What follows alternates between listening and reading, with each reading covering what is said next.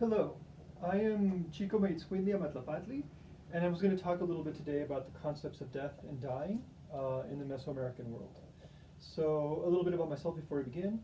I am a Mexican-American artist. I'm from California. I live in Mexico City today, or I have for the last 10 years, and I'm mixed race. My father is white from the US. My mother is of Huira and Coca descent here from Jalisco in Mexico.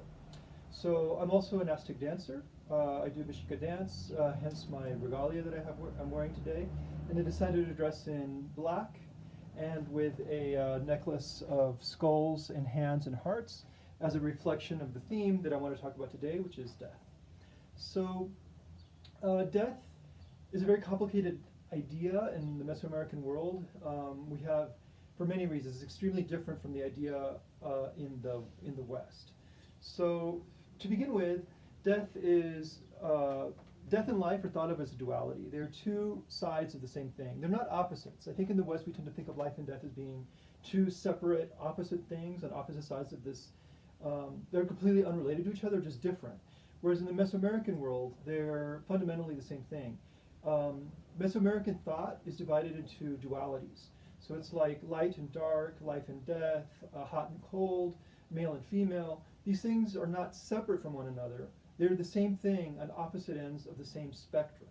So paintings like this one, which is a painting that I made about a year ago, reflect the duality of life and death. So here you see this man as both a living and a dead being at the same time, reflecting this idea that life springs from death and death springs from life. So they're floating above a sipakli, which is the earth, ready to consume them in the end. So that idea has been expressed in other images, for example, such as this one. So this is a necklace which features a skull on one side and a living face on the other. This is a reproduction in clay of a pre-Hispanic idea, which is very common in Mesoamerican art, to make these images which are partly dead and partly alive, which reflect the idea of the duality and the fundamental unity of life and death. So this idea, you can understand it somewhat when you think about, for example, when you bury a body of an animal or human or anything, that area becomes more fertile. From that space, the grass will go green or trees will grow there. It's like the body gives its death to life and reflects this new life. If there isn't death, there cannot be life. And of course, if there isn't life, there can't be death either. It's like that's the way these things are understood, as these complementary ideas on this spectrum. So that painting that I just showed you is a simpler version of this painting. So this is a painting of this idea of the body. So so here is again painted life and death as a duality, and again they're floating over a sipakli, which is a symbol of the earth. However, in this one I wanted to show the relationship of the body to space and time and to the universe. So everything that exists is a mirror of everything else, and that includes the human body. So the head is the source. Oh, that's another idea that I should explain as well. In the West, we tend to think of there being, if you're Christian, but I think that these ideas basically infect or affect everything about Western thought. So it's like you have a soul, a single soul, and that soul exists in your body, but apart from you. It's like your body is one thing and your soul is another thing. The soul is eternal, and when you die, the soul goes on to live in like heaven or hell or purgatory or one of the other afterworlds that are believed in the West. But in Mesoamerican thought, you have many different souls composing your body, all of these different animistic energies that make up who you are. So, so this is where I explain some of this. So the three most important ones that you have are in your head, your heart, and your liver. So your head, because everything in the universe is a mirror of everything else, is related to the heavens. Your heart is related to the earth, and your liver is related to the underworld. Your head is the seat of the tonali, which is related to the idea of destiny. It ties you to the destiny of the day on which you were born. It's sort of impersonal. It gives you personality characteristics, but in this kind of a broader way. It's related to heat, and it's physically expressed in the body as hair and nails that grow. Because spirit and matter cannot be separated from each other. There is no difference. The spirit exists in the body as something that's spiritual, but it expresses itself physically as these different manifestations of the body. So the tonali is growth, which is expressed as hair that grows and nails that grow. The teolia is related to the earth, and it's the spiritual entity that lives in your heart. So that's the one that is the person you tend to think of yourself as being. That's like the seat of ego. It's memory, thought, desire. No, it's not desire. It's memory, thought, and personality. And it's expressed physically in the body as both blood and breath.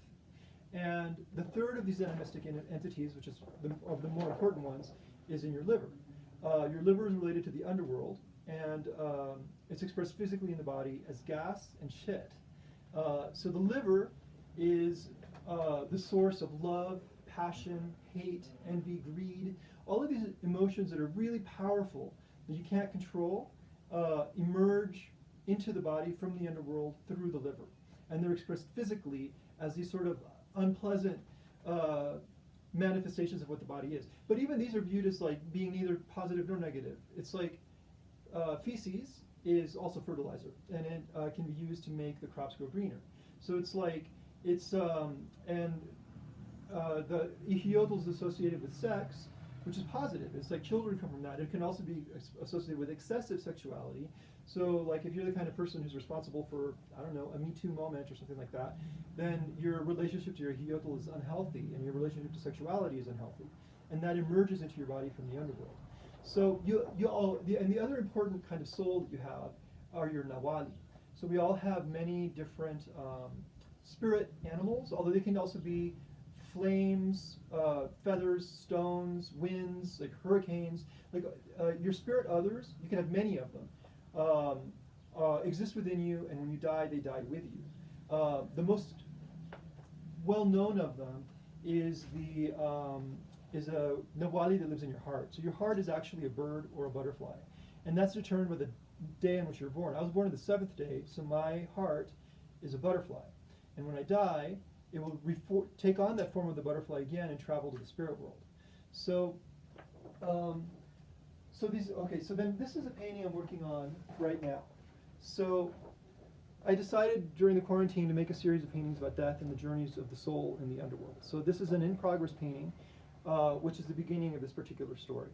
So here is a man who's dying, and his death is indicated by his head. He wears the mask of Mictlantecuhtli, the Lord of Death.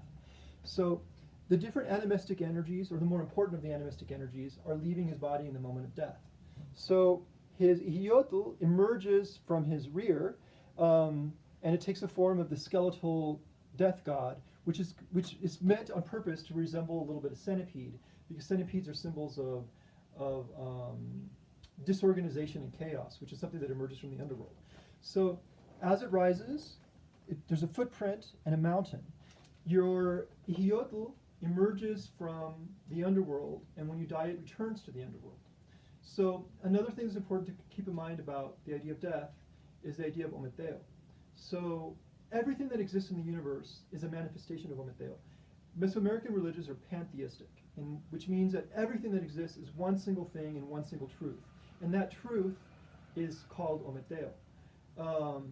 We think of ourselves as individuals, and we conceive of the world as being composed of individual elements, but that's an illusion. The truth is that everything is one thing, and that thing is ometeo. And the idea of individuality is born of the human ego.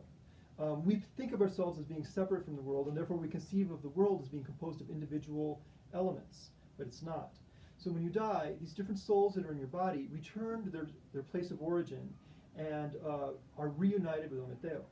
So, so one of the ideas of these different souls is that they have different, they control different elements of who you are. So, for example, thought emerges from your head, but also from your heart. Love and passion emerge from your liver, but also from your heart. So all of these different souls acting in concert create you. And we are born to never it's not possible for us to be truly happy, and it's not possible for us to be truly realized as individuals, because we aren't one thing. It's like in the West, they think that there's one soul, and that soul is you. But in Mesoamerica, we have many souls, and these souls are actual like individuals. They have their own animating energies, their own impulses, their own desires. So it's like your heart wants one thing, your heart wants one thing, and your head wants another. They're thinking different things. It's impossible for us. We're born to be paradoxical. We're born to be in conflict with ourselves because every part of us has a different set of desires, animating us and pushing us. When you die, all of these different parts of us return to Ometeo, and these things that make them individual to us is stripped away, and all that's left is the true essence of Ometeo. So here, the Ihiotl returns to the mountain and becomes one with Ometeo.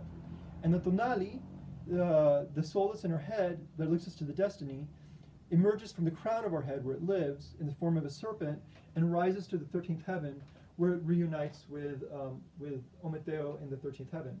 And then here, the spirit animal, which is a bird, emerges from the heart and the blood and will die with the death of the body. And this also relates to the heart, the Theolia, which leaves our body in the form of breath. Here, it's a breath serpent with the head of a Hekal, the god of the wind, leaving the body and taking its journey to its final resting place. So the heart, the Theolia, is the one that is most associated with your ego and who you are individually. So your Tonali has a relatively simple afterlife, and it returns to Ometeo, and there it awaits until it's reborn in another human being. Your Ihiotl is the same, but your Tonali has a very complicated afterlife because it has to, your Theolia has a very complicated afterlife because it has to strip itself of the individuality which made up the person and return to the true source and become one with Ometeo. And that process is difficult, painful, and long, and that requires its own whole set of different afterlives. So, like another idea of Western death is that you're rewarded or punished for the kind of person you were in life. For the most part, that is not what death means in the Mesoamerican mindset. So you're definitely not punished. No one is punished for being bad in life in the afterworld. Some people are rewarded for being good, and I'll explain what that story is like in a minute. That doesn't happen to very many people, and you do have to earn it. Most people, when they die, they travel to Mictlan, to the underworld. However, death is something that is meted out to us by the Teteo, the gods, and it's chosen for us by them. We're chosen by them. So if you die of old age, most kinds of deaths require this journey to Mictlan. However, you can be chosen by different gods. You can be chosen by Chipetotec. You can be chosen by Tlaloc. Tlaloc is the god of rain, and he has an afterworld which is called Tlalocan, which is a storehouse of souls and the place where plants wait to be until they are, well, it's basically the souls of everything go there, and they wait there until they're reborn on Earth. It's a kind of reincarnation, but a reincarnation without individuality. So if you drown, if you're hit by lightning, if you die of a wet disease, like cancer, for example, that means you were chosen by Tlaloc, and you will go to his paradise, Tlalocan, and that's where you will wait 4 years until your soul returns to oneness with Ometeo. Tlalocan is a paradise of mist and flowers and a place of joy, and that's where you will reunite with Ometeo. Most people, however, go to Mictlan. So I'm going to explain that through this painting. And also I have a printed text which I'm going to read a little bit of because it's very complicated. So,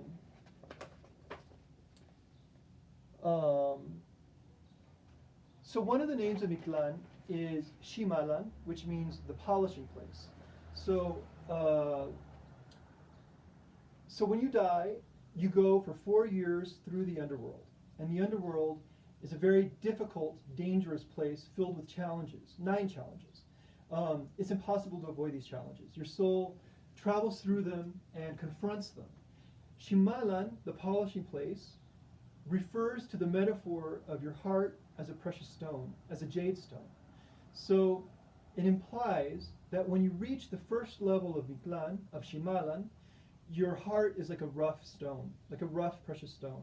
And as you're traveling through it, it's battered, polished, and subjected to all of these trials, which strip it of all of its impurities, which polish and shine it, so that by the time your soul reaches the ninth level of Mictlan, it has left behind all of its impurities and become one with Ometeo. So, so the idea is that you have lost your personality, your memories, your desires, your ego, all of the things that make you an individual. All that is gone, and all that's left is a pure essence of Ometeo. That is returned to Tlalocan, the storehouse of souls, and it waits there until it's reborn on earth. So there is reincarnation, but there is no individuality and there is no ego. What's reborn is another human being, but that human being is not you. That human being participates in all of the things that make us human. That human being will feel love and anger and hate and beauty and all of the things that make it what it is to be human. They will participate in it through that soul that they share with you, just like you shared it with the people before you. But that person after you is not the same as you. It's kind of like thinking of your grandfather and your great-grandfather and then coming down to you. It's like those people are related to you, they're part of you, but they aren't you. They're different from you. And the soul is the same. The soul travels through time, manifesting itself as different men and women and two-spirit people. And as it goes through time, it's immortal, but it does not hold on to the individuality. So, so I'm going to use my text a little bit to describe what's going on here. So the soul, first of all, reaches a river. I don't remember the names of these things off the top of my head. The river is called Apanawaya, and it surrounds the circumference of the underworld. This first level is also called the place of dogs, and on its banks are large groups of dogs, and they're red dogs, black dogs, and white dogs. So when your soul reaches this point in the underworld, it will ask the white dog to help you cross the river, and the white dog will reply that it can't help you because it's white and the river is dark and dirty and it doesn't want to get itself dirty. So then you ask the black dog, and the black dog responds that it can't help you because you will lose your way if you follow it because you won't see it in the shadows of Mictlan, and therefore it can't help you even though it would like to. So then you ask the red dog, and the red dog willingly offers itself to be your guide through the underworld. So you tie a rope around its neck and cross the river and begin your journey. For this reason, statues of red dogs are often found in burial sites in Mesoamerica, and it's a tradition which is still practiced. Like some danzantes, when they die, are buried with a clay red dog to aid them in their journey through the underworld. So first you reach this river and you cross it with the aid of the red dog. And then you reach the second level, which is right here, which is, it's called Monamictlan, Tepectli Monamican, and it's the crashing mountains. So it's also said that they come together like lovers. And when you reach this space, you are crushed by the mountains and ground by them. And it begins this process of purifying your soul and ridding you of your ego. So in the painting, they're following this cord, which represents the, so this is the crashing mountains and the soul's crushed between them. And then this represents the path that they're going to take. So next they reach the mountain of obsidian, which is a mountain made of obsidian blades in which they have to climb, and it cuts and tears at their souls, at their yulia as they climb. They continue going, and they reach the place of icy winds. There are these cold, frozen winds that rip at the soul as you pass through it. Then you keep on going, and you reach the place of human banners.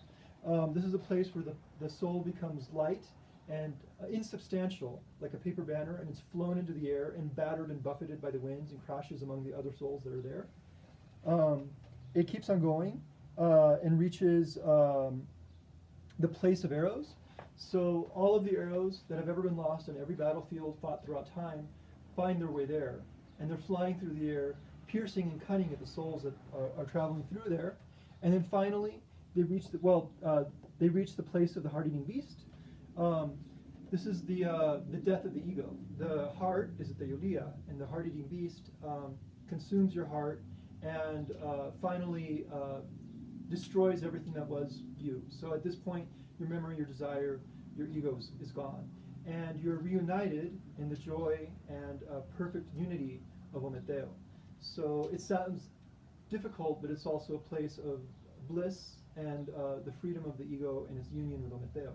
And finally, at the bottom, you stand before the throne of Mitlatekutli Mikteksiwat, the Lord and Lady of the Dead. After a period of 4 years, your soul has been purified, and you are one in Ometeo, and you are ready to return to Tlalocan and to be reborn on the earth as a new man, a new woman, or a new two-spirit person. So that is the usual story of the journey of the soul in the afterlife. So one exception to this would be the tree of breasts. If you're a baby and you die while still at your mother's breast, you go to the tree of breasts, which is a great tree where breasts grow instead of flowers, and it's a place of joy and happiness, and you wait there until you're reborn. But then, so then the other way to die is to earn immortality in a certain sense. So your heart is your theolia, and it's filled with this energy that can fill the cosmos. It's active. It moves into the world. So, for example, if a person is really depressed, it's because they've lost their theolia. Someone may have taken it from them. If you have, say, a parent that beats you, who doesn't love you the way they should, that parent has taken your theolia, and you will have a hollow where your theolia should be, and you'll spend your entire life depressed because your theolia was taken from you. Like if I go up to somebody, I'm in a bad mood, and I just say something bitchy to them, and I mess up their day, I just affected their theolia. It may have been small, it's not going to affect them permanently, but it's like I took something from them. I literally took their theolia from their body through my unkind action. And the reverse is true. Through kindness, through love, through acts of generosity, my theolia grows. And it encompasses the theolia of the people that I'm generous and kind to, and causes their theolia to grow as well. This is true not only of actions and my heart interacting personally with the person in front of me, but also through art. It's like, as an artist, my theolia infuses the artwork that I make. And if another person looks at my painting and is affected by it, if they learn from it, if they're emotionally moved by it, their theolia grows, and my theolia grows. It's like as theirs grows through the theolia with which my artwork is infused, my theolia grows. This can happen in many ways. Like the classical way for this can happen like across a variety of spectrums. I'm getting ahead of myself, so I'll explain it in a second. So when you so through this act of growing the theolia, your theolia can become so big that it ceases to be able to be contained by your body, and your heart becomes divine. It becomes Teo Yolot, divine heart. And at that point, when you die, you don't go to Mictlan anymore, to Shimalan. Instead, you go to Tonatiuhichan or Siwatlampa. So the classical way to go there is death in battle, sacrifice. So in the pre-Hispanic past, it was believed that if you're a warrior and you die fighting on behalf of the gods and of your community, that sacrifice, that death, meant that you immediately achieved a deified heart, and your heart became a bird or a butterfly, and it rose to Tonatiuhichan, where it will have another afterlife that I'm about to describe. However, that wasn't the only way. By having a deified heart, this is what happens to you. So it's like the warrior who dies in battle is the most famous example. However, statesmen, this can happen to statesmen, it can happen to artists, it can happen to to anybody who's it famously happens to women who die in childbirth, who are considered to be like warriors who died in battle. It happens to these people, and I think in the modern context, you could understand it as happening to, say, a healthcare worker now in the pandemic who is sacrificing their lives to help other people. I think you could say that it would happen to a social care worker, to somebody who's fighting on behalf of global warming, who is giving up their lives for the sake of the community, of the gods, and of the people around us. And I think that those people achieve a Teo Yolotl, and when they die, they don't go to Mictlan, they go to Tonatiuhichan. So there are two paradises for the dead. One is for men and one is for women. So from morning to noon, men who go to Tonatiuhichan battle on behalf of the sun. All life is responsibility. Even when we die, we're rewarded, but we still have to keep on working and fighting. So you spend the rest of the time as a bird or a flower drinking from the flowers of happiness and joy, as a beautiful poem says. However, from morning to noon, the sun, as it crosses the sky, is battling demons and monsters. And all of the souls of the Natiwi-chan join him in his battle and help fight for him against these demons as he moves across the sky. When he reaches the zenith, they reach the women who have gone to see Lampa, the paradise of women. So women who have achieved deified hearts and women who have died in childbirth go to see Lampa. There they are living in their own paradise. And from noon to sunset, they battle on behalf of the sun as these women warriors who help him to do the final crossing. So that's one way of understanding the souls that go to Donetiwa-chan. However, another way is through the Teyulia. So again, to return to myself as an artist, it's like I am inspired by the artists who are my contemporaries and also by the artists who are my ancestors. So the artists who are my contemporaries, their Teyulia grows when my Teyulia grows. I'm inspired by them, I'm moved by them, and my artwork changes because of them. The same happens with the artists of the past. So I love, for example, the artists who painted the Codex Borgia, which is one of the biggest influences in my work, or the artists that I love, like Rembrandt or Frida Kahlo. It's like these artists have filled me with their Teyulia. They went to Tenatiwi-chan with this Teyulia that was so great that it expanded to fill the cosmos and it fills their artwork. And when I look at their work, their Teyulia descends and fills my heart, literally, in the sense that my heart has been found worthy of them to contain them. And all of these different artists, their Teyulia mixes with my Teyulia and allows me to make the work that I make because they have become immortal and they continue to live there, filling me with the strength of their passion, of what it is that they did when they were alive. In my case, this comes about through art. Like, I am filled with the Teyulia of the artists who are my ancestors. But if I were a social worker, or if I were, like maybe my heart would be filled with the Teyulia of Cesar Chavez or something like that. It's like they have earned this immortality through their works while they were alive, which descend and fill the hearts of their worthy descendants in the arts or as whatever it is that they do that inspires them to do what it is they do. So this doesn't mean that they continue to live as the ego still dies, memories still die, all of these things that make you the individual you are still dies, and yet your Teyulia is not scrubbed completely clean in Mictlan the way it is for most people. This element of it, this part of it that allows other people to be inspired by it and for their Teyulia to grow, continues to live and continues to pass down through the ages, filling soul after soul, Teyulia after Teyulia, across time. And that's the destiny for those who undertake that as their journey. And it's their reward. So I think that's basically all that I wanted to say today about death. There's much more that could be said, and I think that I'll focus in the future on different elements in particular. But for now, thank you very much for watching, and goodbye.